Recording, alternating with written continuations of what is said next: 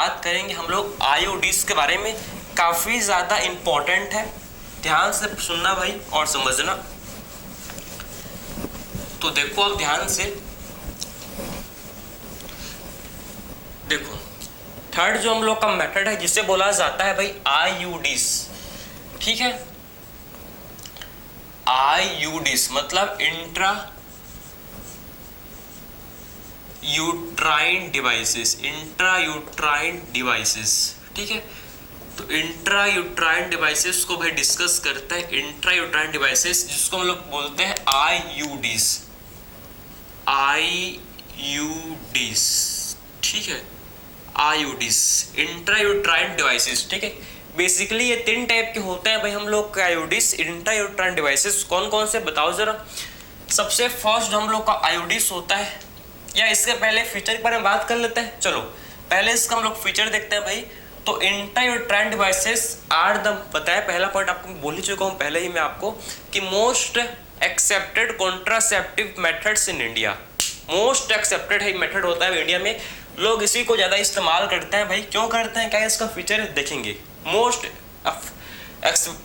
Accepted है मतलब कुछ ना कुछ इसका बेसिक फीचर और कुछ ना कुछ इसका बहुत बेहतरीन फीचर है, तभी इसको भाई मोस्ट एक्सेप्टेड है। यस और नो। यस भाई। तो most accepted method, most accepted contraceptive method, ठीक है। तो most accepted contraceptive method in India, ठीक है सर। देखो तो मोस्ट एक्सेप्टेड ठीक है, तो मोस्ट एक्सेप्टेड कॉन्ट्रासेप्टिव, ठीक, क्या कौन सा मेथड भाई, most accepted contraceptive method in India, ठीक है, कॉन्ट्रासेप्टिव मेथड इन इंडिया। ये आपको पता होना चाहिए। क्या इसको हम लोग खुद इंसर्ट कर सकते हैं, नहीं, इसको फीमेल खुद इंसर्ट नहीं कर सकते भाई। इसको इंसर्ट करने के लिए डॉक्टर या फिर एक्सपर्ट नर्सेस का क्या होता है, उनको भाई उनको लगता है, ठीक, समझिए आपको, उनका नीड होता है, कहने का मतलब है। तो most accepted contraceptive method in India, पहला पॉइंट ये आप लिख लो भाई। सेकंड पॉइंट ये आपको पता होना चाहिए भी कि इसको सेल्फ इंसर्ट नहीं किया जा सकता, इंसर्टेड बाय, कौन इंसर्ट करता है भाई, इंसर्टेड बाय डॉक्टर्स, जो डॉक्टर्स होते हैं वही इसको इंसर्ट कर सकते हैं भाई। तो इंसर्टेड बाय डॉक्टर्स या फिर एक्सपर्ट जो नर्स होता है वो इनको क्या करता है, इंसर्ट करता है, ठीक है। तो डॉक्टर या फिर इनको एक्सपर्ट जो नर्सेस होते हैं वो इनको इंसर्ट करता है, ठीक है। तो इंसर्टेड बाय डॉक्टर या फिर जो एक्सपर्ट नर्स होते हैं भाई वो इसको इंसर्ट करते हैं, समझिए आपको।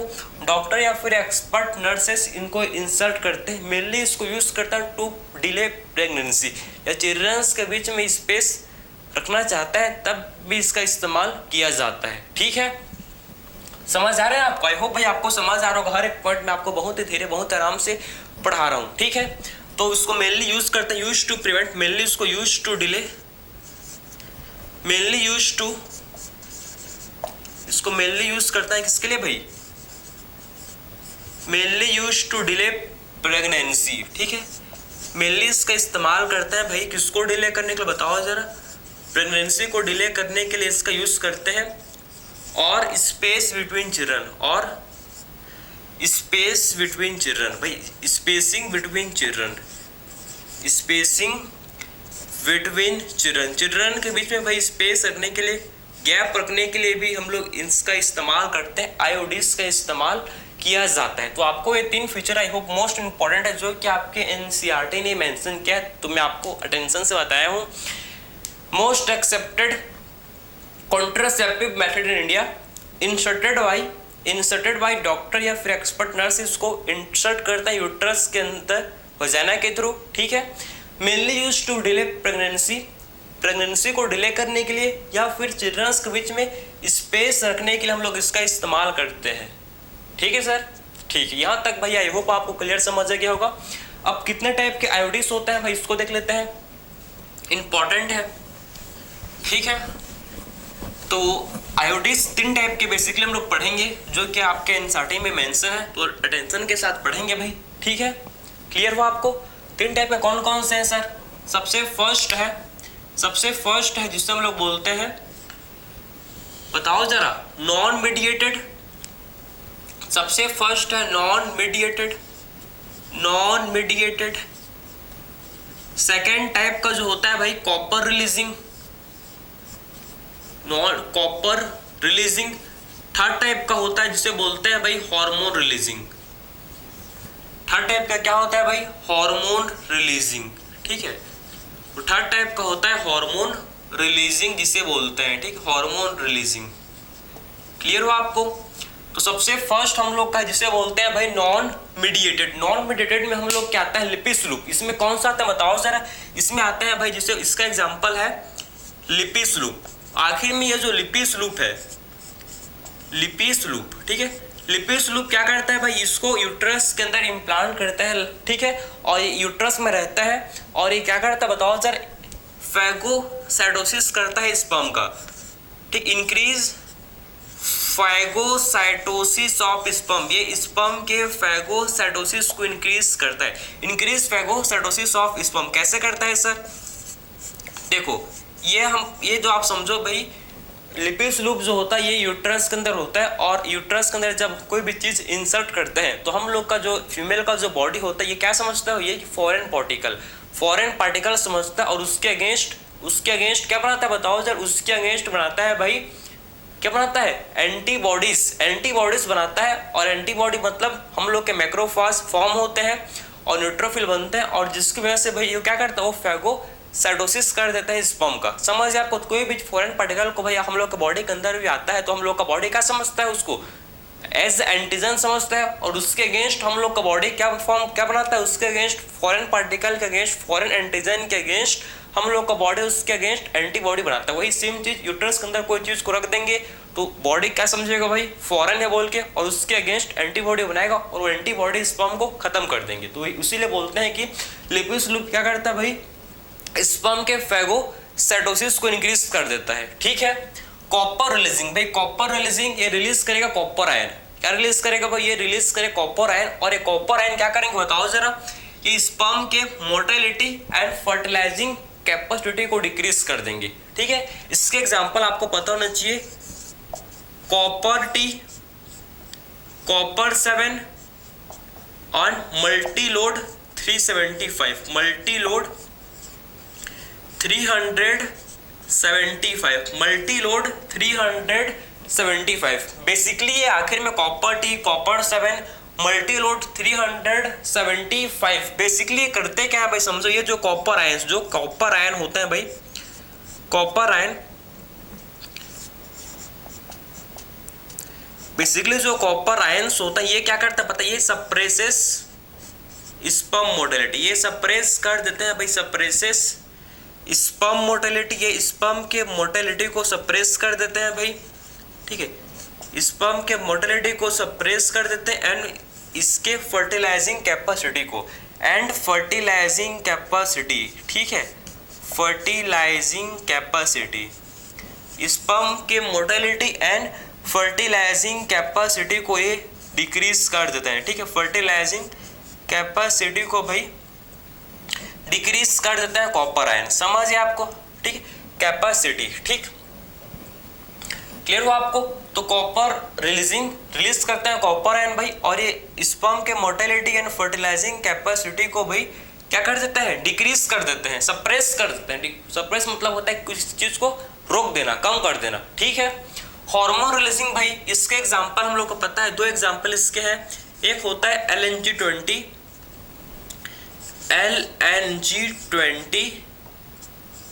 और एंड प्रोजेस्टासट, दूसरा है भाई प्रोजेस्टासट। LNG किसे बोलते हैं बताओ जरा? ये LNG जो होता है भाई, LNG का फुल फॉर्म होता है जो आपके एनसीईआरटी में नहीं है मेंशन, लेकिन मैं आपको बता रहा हूँ, लीवोनॉर्गेस्ट्रल, इसका होता है फुल फॉर्म भाई LNG20 का। LNG मतलब लीवोनॉर्गेस्ट्रल को बोलते हैं LNG, ठीक है सर। LNG-20 एंड प्रोजेस्टेरोन ये बेसिकली रिलीज करते हैं हम लोग के भाई प्रोजेस्टेरोन, ये रिलीज करते हैं क्या, प्रोजेस्टेरोन। भाई सर ये प्रोजेस्टेरोन हम लोग ने कहीं इसका नाम सुना है, कहीं हम लोग ने इसका नाम सुना है सर, कहीं हम लोग ने इसका नाम सुना है क्या, कहाँ सुना है ये नाम बताओ जरा। ये प्रोजेस्टेरोन बेसिकली प्रोजेस्टेरोन रिलीज करते हैं, और प्रोजेस्टेरोन हम लोग ने सुना है कि ये हम लोग ने क्या पढ़ा है भाई कि progesterone is called a pregnancy hormone, इसको बोलते हैं भाई प्रेगनेंसी हार्मोन बोलते हैं, क्योंकि ये प्रेगनेंसी को प्रिवेंट करता है। आखिर में प्रोजेस्टेरोन क्या करता है, क्या इसका बेसिक प्रोसेस होता है, किसको इनहिबिट करता है, कैसे प्रेगनेंसी को प्रिवेंट करता है, इसको अब पढ़ेंगे, जो कि मोस्ट इंपॉर्टेंट है। इसी के आधार पर हम लोग, इसी के बेसिस पर हम लोग जो हम लोग का ऑरल कॉन्ट्रासेप्टिव है, इम्प्लांटेशन, इंजेक्शन, सब इसी के अंदर आएगा, यही मतलब इसी मैकेनिज्म में इंक्लूड होगा। तो आप ध्यान से सुनना, मोस्ट इंपॉर्टेंट बताऊंगा मैं आपको कि प्रोजेस्टेरोन एंड एस्ट्रोजन जो होते हैं क्या रोल प्ले करते हैं भाई प्रेगनेंसी को रोकने के लिए, उसको डिस्कस करेंगे। यहाँ तक आई होप भाई आपको क्लियर समझ आया, किसी भी टाइप के इसमें आपको कोई डाउट नहीं आया होगा। ठीक है सर, चलो भाई आगे बढ़े ना, तो बिल्कुल बढ़ेंगे। देखो भाई बहुत ही इंपॉर्टेंट, आप देखना प्रोजेस्टेरोन का क्या रोल है भाई, आप प्रोजेस्टेरोन क्या करेंगे आप देखना, काफी ज्यादा इंपॉर्टेंट है हम लोग का भाई। ठीक है, देखो जो क्या होते हैं भाई, जो होते हैं प्रोजेस्टेरोन, तो आपको हाई प्रोजेस्टेरोन, जो हाई लेवल ऑफ भाई, आपने कोई चीज को आप बताओ, सिंपल सा बात है, कोई भी चीज को आप सुने होंगे, आपको पता होगा पहले से ही, बस आपको मैं याद करवा रहा हूँ। सुनो, कोई भी चीज हम लोग अगर कोई भी चीज हम लोग जब ज्यादा खा लेते हैं, ओवर ईटिंग कर लेते हैं, तो क्या होता है, इनडाइजेशन, पचता नहीं भाई, उल्टी होगा, ठीक है, पचेगा नहीं, ठीक है। वही सेम चीज़ है, अगर हम लोग के बॉडी में भाई या फीमेल के बॉडी में जो प्रोजेस्टेरोन एंड एस्ट्रोजन का लेवल, ठीक है, जब प्रोजेस्टेरोन का लेवल नॉर्मल होता है तो बॉडी का जो फंक्शन है, बॉडी का जो रिप्रोडक्टिव फंक्शन है, नॉर्मल फंक्शन है, ये नॉर्मली चलता है। लेकिन जब कोई भी चीज़ बॉडी के अंदर, कोई भी हार्मोन या कोई भी चीज़ बॉडी के अंदर जब बढ़ जाएगा, उसका सिक्रेशन या वो चीज़ बढ़ जाएगा, तो बॉडी के लिए क्या होगा भाई, नॉर्मल की अननॉर्मल, एबनॉर्मल होगा। समझ है आपको, कोई भी चीज़ का एक मिनिमम, एक ऑप्टिमम क्वांटिटी हम लोग के बॉडी को होता है रिक्वायर्ड। अगर वो चीज़ ज़्यादा है तो भी नुकसान है, कम है तो भी नुकसान है, एक मॉडरेट, एक एवरेज लेवल, नॉर्मल लेवल हम लोग के बॉडी को इस चीज़ का भाई जरूरत, रिक्वायरमेंट होता है। समझ गए आपको। तो जब प्रोजेस्टेरोन ज़्यादा होता है तो हाई लेवल ऑफ प्रोजेस्टेरोन ये नेगेटिव फीडबैक देता है, किसको पता है, हाइपोथैलेमस को। तो high level of progesterone gives the negative feedback to hypothalamus, ये हाइपोथैलेमस को भैया नेगेटिव फीडबैक देता है, जिसकी वजह से हाइपोथैलेमस GnRH का सिक्रीशन, हाइपोथैलेमस से GnRH का जो सिक्रीशन है, गोनाडोट्रोपिन रिलीजिंग हार्मोन का सिक्रीशन डिक्रीज हो जाएगा। अगर GnRH सिक्रीशन डिक्रीज होगा तो भाई हम लोग का, भाई बताओ सिंपल सा बात है, हाइपोथैलेमस GnRH सिक्रीशन क्या हुआ, डिक्रीज होगा, तो हम लोग का जो एंटीरियर पिट्यूटरी से फिर क्या, हम जो एंटीरियर पिट्यूटरी से भैया हम लोग का दो हार्मोन जो रिलीज होते हैं, एंटीरियर पिट्यूटरी से जो दो हार्मोन रिलीज होते हैं, एक होता है LH, दूसरा होता है FSH। एक होता है क्या, एक होता है सर LH, दूसरा होता है sir FSH, LH and FSH। जब GnRH का सिक्रीशन डिक्रीज होगा तो एंटीरियर पिट्यूटरी से भी हम लोग का LH और FSH डिक्रीज हो जाएंगे, ये भी इनका सिक्रीशन भाई स्टॉप रुक जाएगा। और जब LH का सिक्रीशन डिक्रीज होता है तो हमको पता है कि LH बेसिकली क्या कराता है भैया, हम लोग का मोस्ट इंपॉर्टेंट ओव्यूलेशन कराता है, ठीक है। तो LH डिक्रीज तो ये किसको प्रिवेंट करेगा बताओ, ये प्रिवेंट करेगा सर ओव्यूलेशन को, इट प्रिवेंट्स ओव्यूलेशन। तो LH जब डिक्रीज होता है भाई तो किसको प्रिवेंट करता है, ये प्रिवेंट करता है सर ओव्यूलेशन को, समझे ना। तो किसको करेगा प्रिवेंट भाई, ओव्यूलेशन को प्रिवेंट करेगा। FSH अगर डिक्रीज हो गया भाई, FSH का रोल क्या होता है, ये फॉलिकल्स का डेवलपमेंट कौन कराता है भाई, FSH। तो FSH बेसिकली फॉलिकल्स डेवलपमेंट कराता है, FSH नहीं तो फॉलिकल का डेवलपमेंट नहीं होगा, ठीक है। तो no follicle development, no follicle development. और हम लोग को पता है भाई नो फॉलिकल्स डेवलपमेंट, जब फॉलिकल्स ग्रो करते हैं भैया, तो फॉलिकल्स जब ग्रो करते हैं सर तो ये रिलीज करते हैं एस्ट्रोजन। क्या रिलीज करते हैं भाई? एस्ट्रोजन। अगर फॉलिकल्स ग्रो नहीं करेंगे, फॉलिकल्स का डेवलपमेंट नहीं होगा, तो जो एस्ट्रोजन का सिक्रीशन है, जो क्या है सर बताओ जरा, जो एस्ट्रोजन सिक्रीशन है सर, एस्ट्रोजन का जो सिक्रीशन है सर ये डिक्रीज हो जाएगा। ठीक है, एस्ट्रोजन का सिक्रीशन डिक्रीज होगा।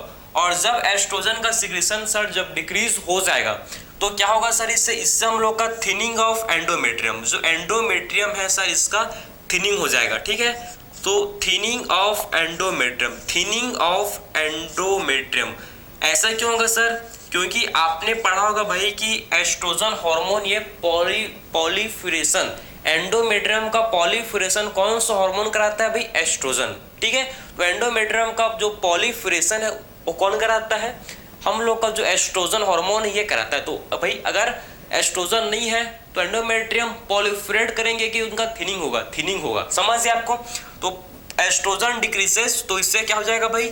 थिनिंग ऑफ एंडोमेट्रियम, इससे एंडोमेट्रियम का सर थिनिंग हो जाएगा, एंडोमेट्रियम का सर क्या हो जाएगा? इससे थिनिंग हो जाएगा। ठीक है, क्लियर हुआ आपको?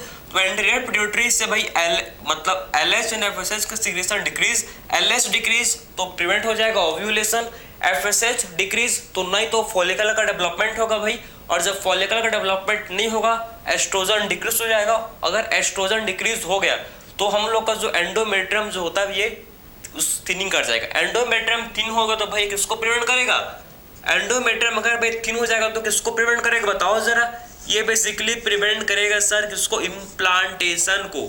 ये किसको प्रिवेंट करेगा बेसिकली बताओ? ये भाई इम्प्लांटेशन को प्रिवेंट करेगा, ये इम्प्लांटेशन को सर प्रिवेंट करेगा। समझिए आपको, तो अगर एंडोमेट्रियम भाई हम लोग के थिन हो गए, समझना आप, तो इससे क्या प्रिवेंट हो जाएगा? इससे जो है इम्प्लांटेशन ये प्रिवेंट हो जाएगा। तो आपको ये समझ आया कि हाई लेवल ऑफ प्रोजेस्टेरोन क्या करेगा। अगर क्या सर, अगर मॉडरेट लेवल है एस्ट्रोजन का, मॉडरेट लेवल ऑफ एस्ट्रोजन, अगर मॉडरेट लेवल है भैया किसका? अगर एस्ट्रोजन का मॉडरेट लेवल है तब भी ये सारा चीज सेम ऐसा होगा। एस्ट्रोजन ज्यादा है तो पॉजिटिव फीडबैक देता है, लेकिन एस्ट्रोजन का मॉडरेट लेवल है, एस्ट्रोजन का मॉडरेट लेवल है तो ये सेम चीज, यही सेम इवेंट आपको, यही सेम चीज आपको ये देखने को मिलेगा, सेम चीज आपको ऐसा देखने को मिलेगा। समझिए आपको, तो high level of progesterone and high, या बोल सकते हैं कि मॉडरेट, हाई नहीं, high level of progesterone and moderate level of oestrogen, they inhibit ovulation, they inhibit क्या? दे इनहिबिट फर्टिलाइजेशन, दे इनहिबिट इम्प्लांटेशन। भाई ओव्यूलेशन को प्रिवेंट करेंगे मतलब हम लोग बेसिकली क्या कर रहे हैं? ओव्यूलेशन को प्रिवेंट कर रहे हैं मतलब हम लोग बेसिकली इम्प्लांटेशन की फर्टिलाइजेशन को प्रिवेंट कर रहे हैं। समझिए आपको, भाई ओव्यूलेशन नहीं होगा तो क्या नहीं होगा इससे? अगर ओव्यूलेशन नहीं होगा तो भैया इससे हम लोग का फर्टिलाइजेशन भी प्रिवेंट हो जाएगा। समझिए आपको, तो ओव्यूलेशन अगर नहीं होगा तो हम लोग का भैया इससे फर्टिलाइजेशन भी प्रिवेंट हो जाएगा। ठीक है, तो ओव्यूलेशन प्रिवेंट हुआ तो इससे बेसिकली हम लोग का जो फर्टिलाइजेशन है वो ये भी प्रिवेंट हो जाएगा और इससे इम्प्लांटेशन भी फाइनली प्रिवेंट होगा। तो ये देखो भैया हम लोग की ओव्यूलेशन, फर्टिलाइजेशन, इम्प्लांटेशन को रोक रहा है कौन सा मेथड? वो हम लोग का जो है भाई हार्मोनल मेथड। कौन सा मेथड? Hormonal method. ठीक है, तो बेसिकली हार्मोनल मेथड का क्या रोल है आपको आई होप भाई कंप्लीट समझ आया होगा। किसी भी टाइप का आपको डाउट इसमें नहीं आया होगा। हार्मोन्स क्या फंक्शन परफॉर्म करते हैं? यस और नो? Yes sir. ठीक है सर, आगे बात करो सर, क्योंकि हम लोग के पास टाइम का पढ़ना बहुत ज़्यादा है। बेसिकली मैं यही चीज़ बोलता हूँ, हो जाएगा। तो आपको समझ आया भाई बेसिकली जो हम लोग का हार्मोनल मेथड है, हार्मोनल मेथड हम लोग का बेसिकली क्या कर रहा है भैया? जो हार्मोन्स है, हार्मोन्स क्या कर रहे हैं बेसिकली? ये बेसिकली जो हम लोग क्या कर रहे हैं बताओ जरा? ये प्रिवेंट कर रहे हैं किसको? प्रिवेंट ओव्यूलेशन को प्रिवेंट कर रहे हैं भाई ये। ठीक है, ओव्यूलेशन को प्रिवेंट कर रहे हैं। पहला मेक यूट्रस, और क्या कर रहे हैं बताओ जरा? Makes uterus unsuitable for implantation. भाई make uterus unsuitable for implantation, और भाई ये यूट्रस को अनसुइटेबल बना रहा है किसके लिए, इम्प्लांटेशन के लिए। यूट्रस को ये अनसुइटेबल बना रहा है भैया इम्प्लांटेशन के लिए, ठीक है। तो प्रिवेंट कर रहे हैं, बताओ जरा, ओव्यूलेशन को, और ये भाई यूट्रस को अनसुइटेबल बना रहा है किसके लिए, इम्प्लांटेशन के लिए। कैसे कर रहा है भैया, बाय थिनिंग ऑफ एंडोमेट्रियम। पढ़ चुके हैं भाई कैसे कर रहे हैं, बाय थिनिंग ऑफ एंडोमेट्रियम को थिन करके भैया हो रहा है, ये चीज हम लोग को समझ आ गया सर, ठीक है। और क्या कर रहे हैं बताओ सर, और ये जो है भाई हार्मोन्स क्या कर रहे हैं भाई, make cervix hostile to sperm, make cervix hostile to sperm. Hostile का मतलब होता है भाई दुश्मन, ठीक है। हॉस्टाइल का मतलब क्या होता है, किसी चीज को एक्सेप्ट नहीं करना, दुश्मन बन जाना। तो make cervix hostile to sperm, cervix को स्पर्म के खिलाफ, मतलब सर्विक्स को भाई दुश्मन बनाना किसके लिए, स्पर्म के लिए। कैसे करता है भाई, बाय इंक्रीज सर्वाइकल म्यूकस। भाई सर्वाइकल म्यूकस को बेसिकली प्रोजेस्टेरॉन इंक्रीज कर देता है, ठीक है। तो by increases thickness of cervical mucus. भैया ऐसा क्यों होता है, ये इंक्रीज करता है सर्वाइकल म्यूकस के थिकनेस को। तो by increases thickness of cervical mucus, समझ है आपको। तो सर्वाइकल म्यूकस के थिकनेस को इंक्रीज करके भाई हम लोग को ये देखने को, सर्वाइकल म्यूकस के थिकनेस को भाई इंक्रीज करके हम लोग क्या करते हैं, सर्विक्स को हॉस्टाइल बनाता है भाई स्पर्म के लिए। सर्विक्स को हॉस्टाइल बनाया जाता है किसके लिए बताओ जरा, स्पर्म के लिए बनाया जाता है, ठीक है। नेक्स्ट जो मेथड होता है, ये चीज आपको समझ आए, नेक्स्ट जो मेथड होता है जिसको बोलते हैं भाई हम लोग oral method, oral contraceptive. Next जो मेथड है जिसको क्या बोलते हैं, ओरल कॉन्ट्रासेप्टिव। ओरल कॉन्ट्रासेप्टिव, जो ओरल कॉन्ट्रासेप्टिव होता है भाई, इसमें हम लोग बेसिकली बात करते हैं, इसमें एक तो हम लोग कहते हैं क्या, एक हम लोग कहते हैं जिसको बोलते हैं भाई कॉम्बाइंड पिल्स। एक तो इसमें बेसिकली आते हैं क्या, कॉम्बाइंड पिल्स, और सेकंड दो चीज आता है जिससे हम लोग बोलते हैं भाई प्रोजेस्टेरॉन ओनली पिल, प्रोजेस्टेरॉन ओनली पिल्स, ठीक है। तो देखो आप कि जो प्रोजेस्टेरॉन ओनली पिल्स को पीओपी बोलते हैं, प्रोजेस्टेरॉन ओनली पिल्स। ये देखो सर आप कि ये प्रोजेस्टेरॉन ओनली पिल को हम लोग क्या बोलते हैं, इसी को बोला जाता है मिनी पिल, इसी को बोलते हैं मिनी पिल, इसी को बोलते हैं मिनी पिल, इसे बोला जाता है मिनी पिल। और जो कॉम्बाइंड पिल है, ये कॉम्बाइंड में प्रोजेस्टेरॉन प्लस एस्ट्रोजन का कॉम्बिनेशन होता है, समझ है आपको। तो कॉम्बाइंड पिल में प्रोजेस्टेरॉन प्लस एस्ट्रोजन का कॉम्बिनेशन हम लोग को इसमें देखने को मिलता है। कॉम्बाइंड पिल में आता है भाई, एक तो आता है हम लोग के माला डी एंड माला एन, ठीक। इसमें एक तो आता है माला डी एंड माला एन, ठीक है।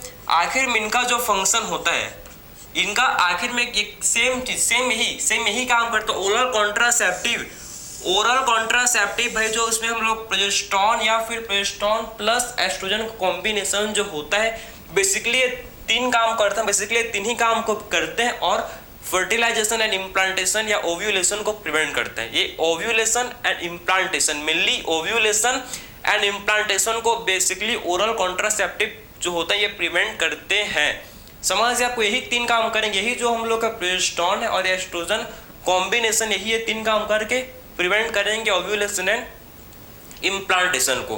तो आई होप आपको ये कंप्लीट लेक्चर समझ आया होगा भाई। आपको किसी भी टाइप का आपको कोई भी डाउट इसमें नहीं आया होगा, ठीक है। इंजेक्शन एंड इम्प्लांटेशन, इम्प्लांट जो होता है, इंजेक्शन एंड इम्प्लांट होता है, वो भी प्रोजेस्टेरॉन या फिर एस्ट्रोजन कंटेनिंग होते हैं।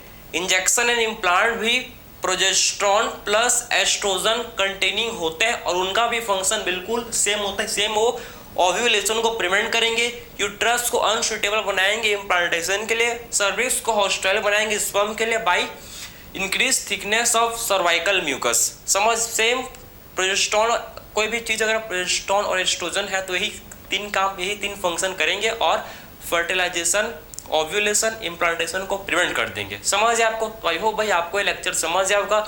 डिफरेंट टाइप के कॉन्ट्रासेप्टिव मेथड को डिस्कस किए, तो मिलते हैं भाई नेक्स्ट लेक्चर में। Thank you.